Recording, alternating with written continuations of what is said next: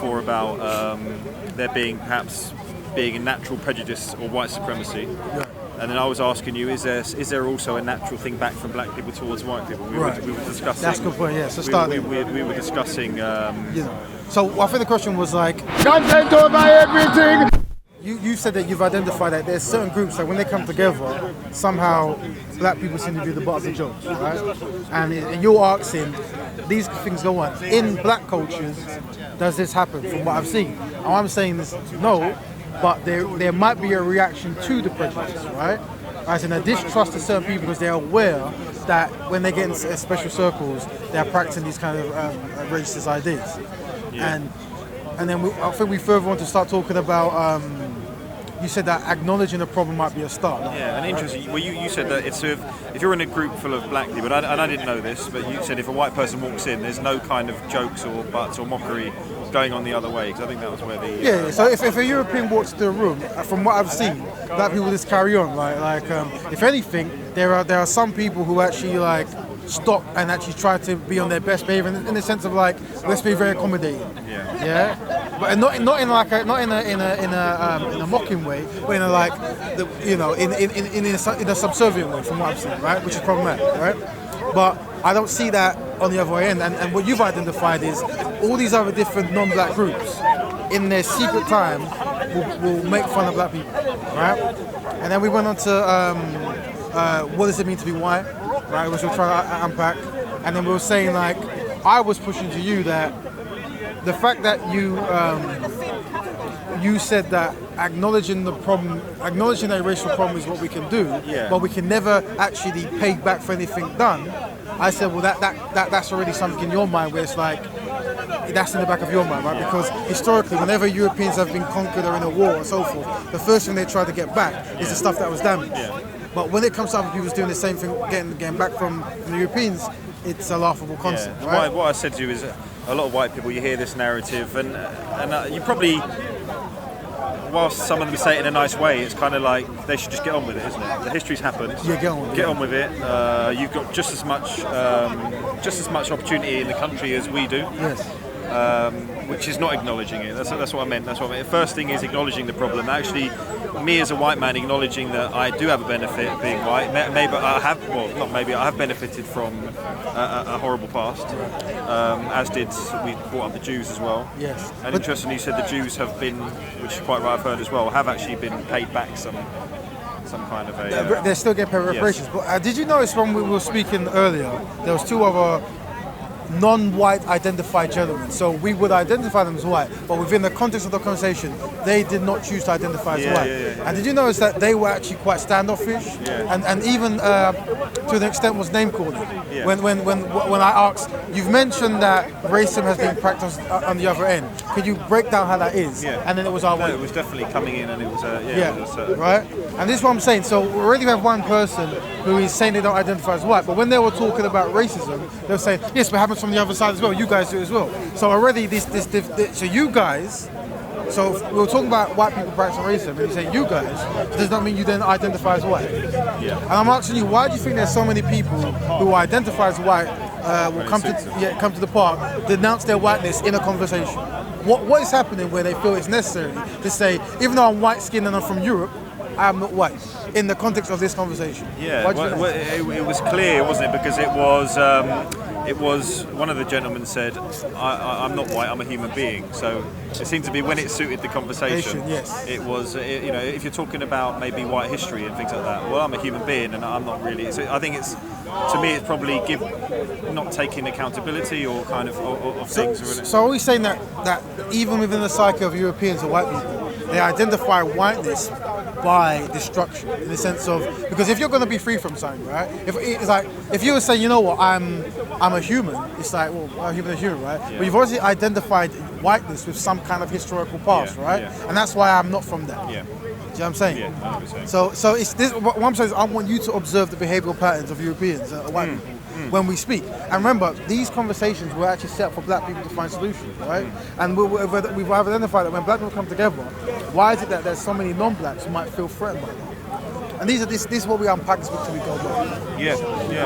And I've seen at the park, you know, I've seen a lot of you seem to be confronted. I guess you are the lead spokesman of Betterment or G.A.N.G as well. I don't know. Well, I represent both concepts. But you certainly seem to be getting a lot of people approaching you, criticising what you're doing. Yeah. And what I don't get is if that person isn't doing anything themselves for their community, that doesn't really give you any. If I was to criticise you for what you're doing, I should probably be doing something myself. Would you agree with that? I agree with that 100%, right? Yeah. So what is it about this black betterment concept that makes people react this way? And I think, for me, and I've always had this thing, when you think of Jewish people, for instance, the fact that everything is kept, and I don't know, I think Muslims are less guilty of it, but when you keep things within yourselves and almost shut people out, you can feel that and it can put you off the wrong way, and that's why things like the terminology. And if I can discuss with you, I said I joined in the G circle. Yes. I did when I joined in, and I don't want to bring this up as something negative because I wasn't offended by it at all. But I came, and it was when they were talking about the stop and search. Yes. So I was standing there, and there was a couple of big guys seemed to spot me out. I was the only white guy in the whole circle. And someone pointed over, and a black guy literally come and stood in front of me, like that. Right. And it literally shut me out the circle. Were you standoffish or were you actually participating? Because here's you know what I felt, and I came over genuinely. Right. I started to feel nervous when everyone was looking at me, so I just went on my phone a bit. Right. And then someone just come up. Then that might have been the issue. Maybe. And I'm not saying what it is. The thing is, these are cultural practices. So, for example, when you see the Muslim community in the park praying, there's a particular thing you're doing. Like if a person wasn't to uphold those principles of praying, then they wouldn't be actually engaging in the cultural norm of praying, right? Well, within the G circle, there was a cultural norm. I think it was like touching each other's hands, being engaged, and trying to actually like have a one-by-one conversation in the circle. What we do find is many people out of interest or out of just mockery will come, stand off, talk back to the audience, talk and so forth. So there was a conscious effort to actually just stamp people off. I'm not saying don't support that, but that's what you're saying. Now, if you were standoffish, that could be interpreted as this guy's taking the mick really. As in, because usually people just come in there, they're strong on it. So what's going on here? I was generally interested to the conversation. Yeah. Like I said to you, Raspek was talking, and I saw a lot of black guys, young guys, that seemed quite intellectual and quite together, talking about how they've been stopped and searched. Right. It wasn't, and I thought, wow, this is something that it'd be great for white people to actually see. Right. And obviously, when I felt at that time I got shut out, right. I thought, well, hang on a minute. If you are keeping it closed in, white people are not going to actually learn about it. And look, I'm not saying that the option is to open up the doors and everything. And look, it's out on video, so if I wanted to watch it, I could have watched it at home anyway. But then also there's the cultural norm. Like there are white people in the G circle, but how they culturally identify or how they actually move is very different. Okay. So they find it like there was a white European vegan for dog. Yeah. If I could top of my head, I can remember, right? So it could also be that as well, right? But that, once again, that's a conversation you can have. Yeah. And if you had this conversation now, they'll give you the same kind of answer. Yeah. Do you know what I mean? So I guess your original question was why would Europeans maybe or white people get standoffish if you have your own groups? Yeah. That's one reason why I would imagine people would. But then I completely get the argument, and Issa said it beautifully before, is that you're trying to sort out your own doorstep before you can be more effective on the outside. That's very true. And that's something I definitely push. But once again, you saw the two European white non-identified gentlemen, and it's an interesting. Yeah, and did you see how they behaved? I did. So I thought the guy in the camo jacket was reasonable. Obviously, I don't know if I pointed out the fact that I felt that his argument was very almost dismissive of the history, but he said he didn't see that, so I may have got that wrong. But yeah, the older gentleman sort of came in and was very kind of like almost. And what you get is you get this like for like. So wouldn't give his name. You're stupid and all that. And then it was. That's what I'm saying. And I went with it, right? But that's what I'm saying. That's not normal behaviour to have in a respectful dialogue. Don't want to give your name. You're using ad hominems, right? And then you're doing these like for likes. Like, what about Louis Farrakhan? We can have an actual conversation about Louis Farrakhan. Right? This is, and the question is, if people think Louis Farrakhan is racist, let's talk about him, right? Because I wouldn't identify him as a racist. right? I would say he's reacted to racism, yeah, and he has strong religious views, yeah. But when you say he's anti-Semitic, right, and then you give quotes from from recordings, well, he's justified these recordings, right? He said, here's what he meant, yeah. So it's like we can talk about this, but once again, when I'm trying to engage, name calling, yeah. So what I'm saying is, if that is they're quite intellectual guys there, right? If that's how intellectual guys are conduct themselves, why would they be welcome to black conversations?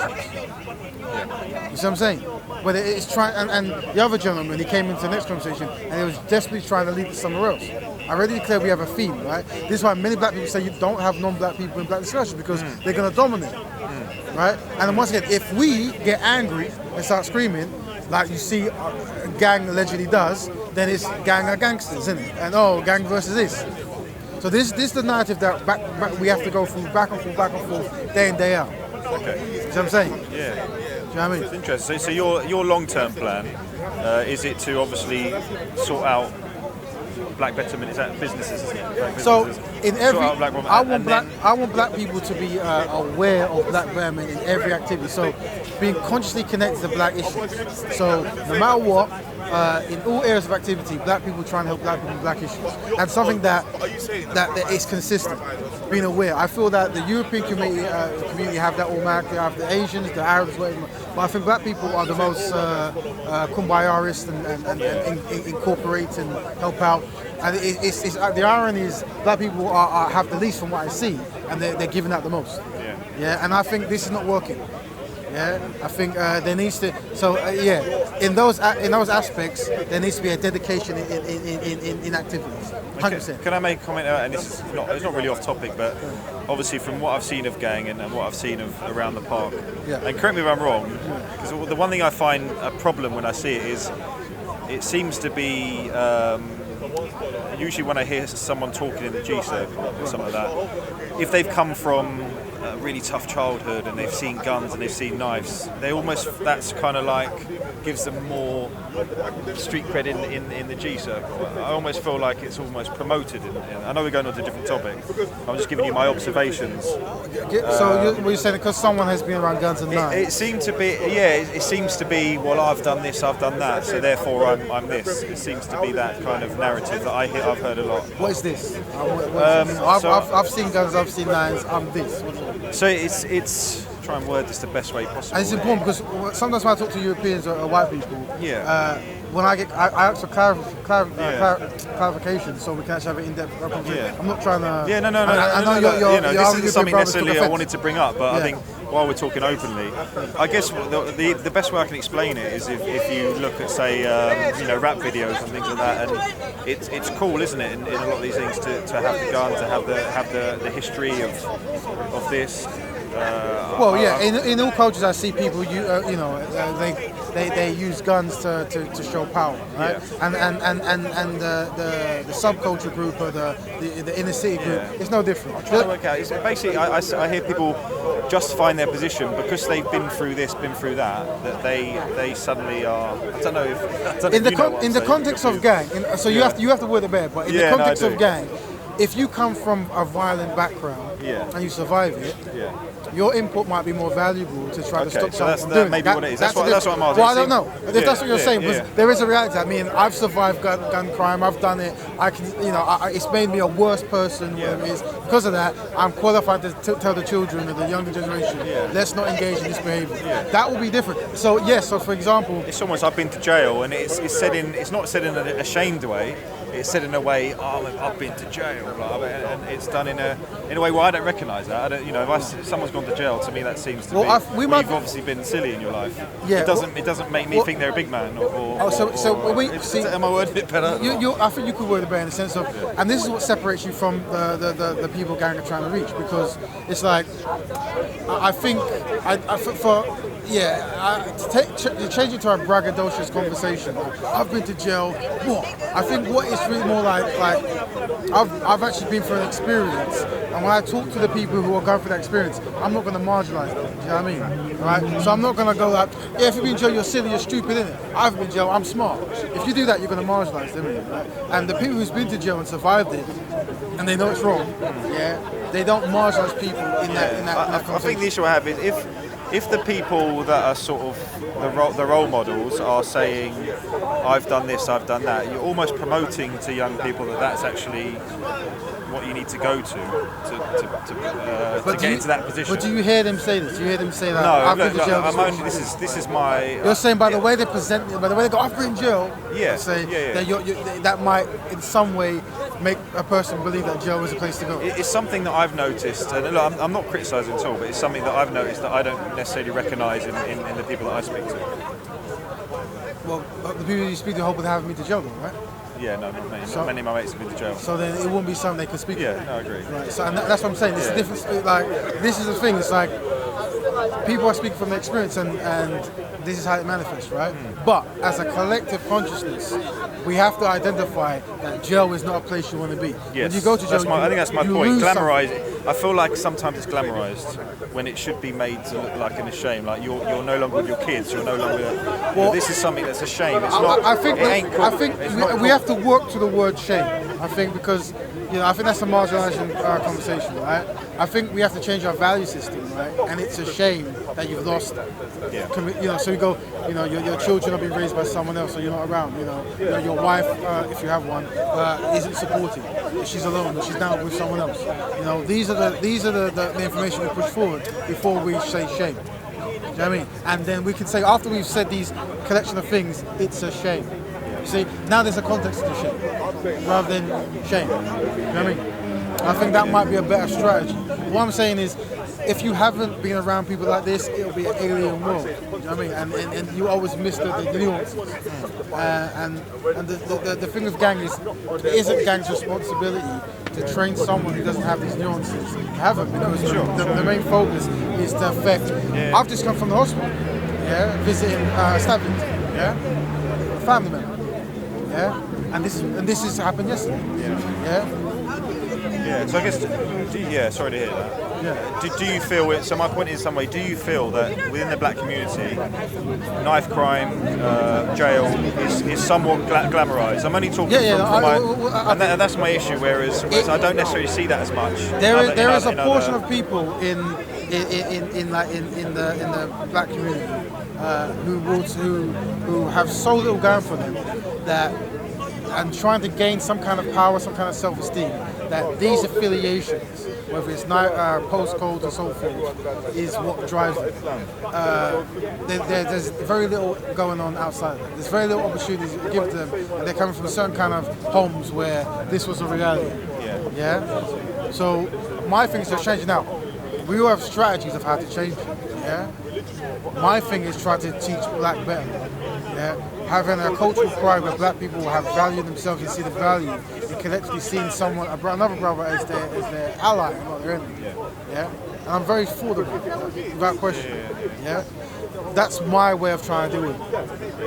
And that's what you're seeing. But obviously, it seems the work keeps getting interrupted through outside means. And what I'm saying is, if you were to come from the hospitals, and be where I've been, then you would see it directly. Well, I think when we have these conversations, we take ourselves from those realities and we don't actually understand what's actually going on. And it becomes like a kind of speaker's corner theatre shit, you know what I mean? And this is just the challenge we see. How's it going with the black bands? Well, it could always be better. Yeah, what's good about Speaker's Corner here is we're getting a better round conversation. And it's good that non-blacks feel that they can, give their opinion whatever it is, but essentially it's about black issues. And I think within the Speaker's Corner, the fact that we're having a conversation here is good. But it could be better. It could be much better. And until I gain a greater solidarity, I won't be content. I won't be content. Yeah. Do you know what I mean? Yeah. No, appreciate that. It's a good chat. Yeah, it is a good chat. And hopefully we can have this is an eye-opener for me, because like I said, I've become a Speaker's Corner for a year, and before that I wasn't really exposed to this kind of stuff. Speaker's Corner, obviously with COE and stuff, there's a lot of this stuff that suddenly opens up your eyes to it. Different people's realities, right? And I think there's certain realities we don't have to face in our day-to-day. You see what I'm saying?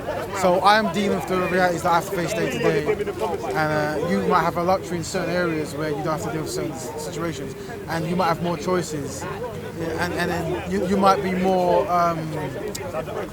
you might have more privileges in choices you make, right? So you gave me the analogy that when you found out when you became a Muslim, it was very welcoming. But when you've identified that some black Muslims who the racism that is embedded in certain people's cultures manifests within some Muslim communities, and they were marginalised, but you were embraced. So while you were embraced, they were marginalised, and I think that would be a good conversation for you to have. No, it would be. It would be. Do you know what I mean? I think you'll be, because the truth of the matter is, as a non-black person talking to black Muslims, you might actually be able to get further. This is all happening in the subconscious. Yeah. So for me, I will always be. If you look at comments, not that you should judge stuff by comments, but look how unidentified Muslims treat me, right? As in, there's a big narrative of like, obviously there's some support so far, but there is like, I'm here to cause division, I'm here to do this. At no point are they talking about me actually trying to stop knife crime, low economics, low education. This is not the narratives they're trying to stop. But we have identified that in many Muslim communities, racism is being practiced. So within their own normal, that should be the motivation of what to change, because that's a personal thing directly, right? But the emphasis is pushed on me trying to fix black community collectively. So it's a mismanagement of resources. One thing that's this would be good to chat as well sometime. Is obviously you've identified that it seemed to me earlier that you felt that if a black person converts to Islam, they're leaving their black culture behind almost. No, not behind. That's not true. Or they feel less linked to it. They feel less linked to it. No, I say that by the behavioural practice of the black person, they will demonstrate how far they remove themselves from the black collective. So how would black people generally view another black person who's converted to Islam? I get called a traitor from other white people, but I don't know how it works within your... The thing with Islam has been many people who were enslaved in West Africa or Islam. We've got the records of the names, right? So in that issue, there's always been Islam in the black community. So I've never really heard black people condemn. What we have seen though is a reaction to certain cultural practices in Muslim communities. So there might be a cultural practice of demonizing African spirituality. So you'll get a reaction, right? You might have some black Muslims make fun of black people when they've joined. There's some here. They'll use racist words with black people even though themselves are black. So you might get a reaction, but at no point have I ever seen that all-out dismissal or mistreatment towards black Muslims because they've accepted Islam or Christianity or Buddhism or atheism. It's just not really standard practice. So, and my thing is to try to get all black people from all faiths together to work on solutions. I don't really necessarily, for the most part, care what God or non-God you worship. Because regardless of what God you worship, you're still going to be treated the same way in the system we're up. So there's no point. You know what I mean? But what would be handy is if you see black Muslims talking, right, and you have an experience that you can help them with, then jumping in. One thing I was saying in the Asian community is if you're telling me you're from a community that you are practicing deception and practicing racism towards black people, just naturally, then when I'm talking about what I'm talking about, you can jump and say, you know what guys, I think it makes sense for you to actually focus on your own issues. Because in my community, we don't give two damns about it. And it's okay for you to help yourself. It sounds weird, but there are so many subservient black people that they might need permission from non-black people to help black people. That's where we're at. That they might actually need permission, and you're going to see that. You're going to see that, right? It will manifest itself in different ways. And what you want to do is read these comments. Read the comments, right? And you're going to see. You might see some people misunderstand what we're saying now, and you might not even identify them as black until they declare it. You go, oh my days, you're actually black. Because the way you're typing, your icon, the text you're using, I would never think you are actually even remotely connected to anything like that. But by you saying, oh, I'm from this country, now I see. Yeah? So this is the issue we're dealing with. You know what I mean? But I feel that many people can learn from this way of speaking. And one thing I'm trying to teach as well is having this form of dialogue so we can start middle-end a conversation so we can actually learn from it. Do you know what I mean? And at no point in this conversation have I ever felt the need to raise my voice or get defensive. And it's interesting that maybe a white person would, or even a black person would on the other side. But these might be good conversations for you to have in your community. So you might come here and you might want to collectively get white people together and have a revision of what it means to be white. That might be a good conversation. You might never have to face that. And does that impact other groups? I'm not necessarily interested in that conversation, but that might be something that might be very fruitful for you guys. And then you might then underline and see why when we are speaking you have the same behavioural pattern from those two gentlemen. You'll see, oh, I understand where it's coming from, right? Because then you now understand certain questions to unwrap that behaviour. You know, so let's break down. We have two guys who we know historically have identified as white, but in the conversation they did not want to be white. This is not really normal behaviour. So I don't know. And then it's like this wishy-washy concept of what white is. Yeah, it's wishy-washy. What is white? Yeah. It's like, okay. It doesn't matter what it is. I think that's what I was, when the guy was saying to me, for me it was like, I guess it does and it doesn't in the sense of what I think what the uncle was trying to say. Yeah, I think what the uncle was saying was the power structure informs the importance. Yeah. So you might want to call yourself a cucumber, but if the power structure sees you as white, sure, yeah, I got that message. You know what I mean? And I think what the Scottish brother was failing to realise, or maybe he did realise it was that. You going home, yeah? Well, Man like Jordan and that. Nice to meet you, man. Nice to meet you. Get him safe, boy, yeah? So you say you're doing the darts moves on my life. Yeah, I have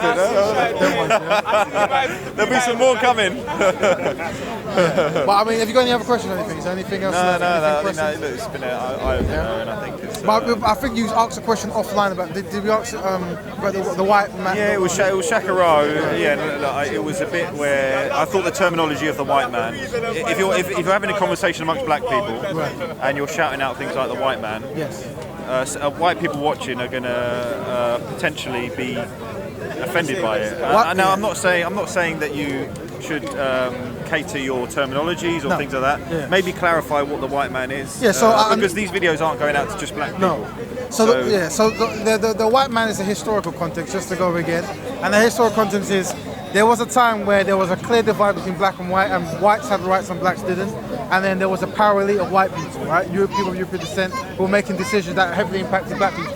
This person was seen as the white man or the man. Okay. Yeah, the white man or the man, right? Yeah. In America, they might have said the man. So my question was, am I the white man? I think that's what I was asking Shakira, right. And he ignored me. He started talking about me in third person, and he was talking.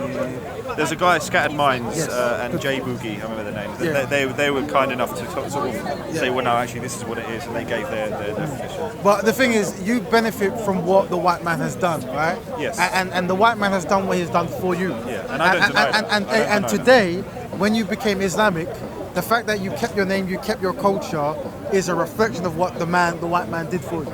Because had he had done a poor job of it, you might easily take off everything and do something else because you'll gain more benefits from adopting a new stance for a new culture, right? And this is what we're saying when we look at the black paradigm and the black identity. There is much to be lost by identifying as black. So that's why when anything comes along, they're quick to jump in and change fully, right? So this is the challenge we face. Yeah. And you as a white person identified there is a value in being identified as white. Yeah, it was an interesting topic, definitely. So I'm glad that's been demonstrated. Yeah. There you go. Yeah.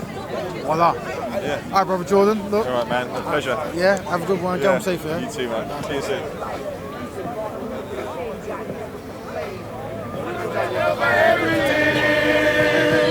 Content over everything. From your melody. Man, say it straight. Man, don't listen to BBC. Man, don't listen to ITV. Listen. COE. Man, don't listen to BBC. This is What's your name? Attic. Attic. Yeah. Really? Yeah. Nice to meet you, Attic. No, not Attic. Yeah. Attic. So where were you from? Bangladesh. Originally from Bangladesh. Yeah. It's a long time ago. Did you ever practice? Yeah, I have. I went to the pilgrimage in Saudi.